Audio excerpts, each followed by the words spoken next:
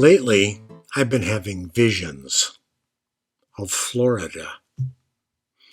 It happens at night when I'm reading in bed. On my Kindle screen, just as my eyes are closing, these fleeting, pixelated images appear on the device's background. It's Florida, just the way it looks on the map.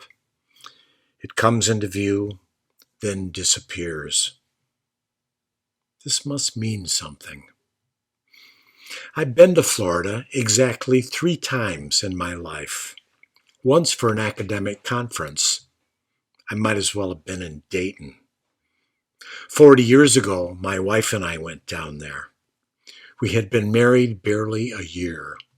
Her parents had acquired an investment property. We flew down to make some decorating decisions. It was okay. I think I swam once. The weekend was a blur. My most vivid memory is standing on a bridge in a wildlife park, looking down at a hippo. It was up to its knees in a creek, gazing up at us with its incredible mouth yawning open, like the trunk of a Buick, with teeth. In the decades that followed, if I suggested we go to Florida, my wife would just say, no. In the cold months, I would think, why not? It's hot down there, she'd say. Isn't that the point? And humid. Swimming pool, ocean, sun. It's hot down there. One year after our daughter and her husband spent a long weekend in South Beach, eating in good restaurants, I got the bug again. It's a short flight, I said. It's hot down there. All that Art Deco. She thought about this one.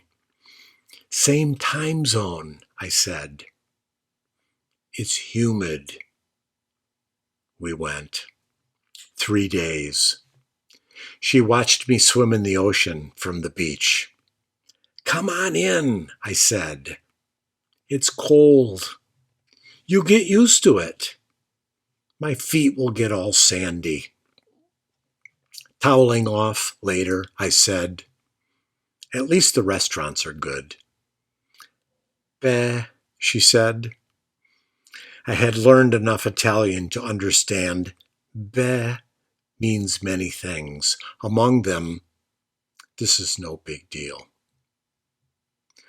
One morning as we walked past one Art Deco treasure after another, lakes began to form in intersections.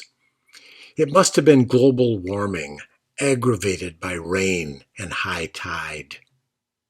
20 years ago, we were in Venice when the water levels rose. The elevated sidewalks were brought out. Vendors sold colorful boots, these blue and yellow plastic bags with soles on the bottoms and string ties above the knee.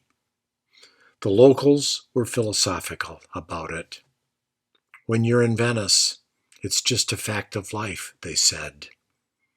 And the water receded, and life returned to normal. Years ago, I read Suzanne Langer's Philosophy in a New Key. Very little of it stuck with me. But this, what she said about dreams. The activity of the mind seems to go on all the time, like that of the heart and lungs and viscera.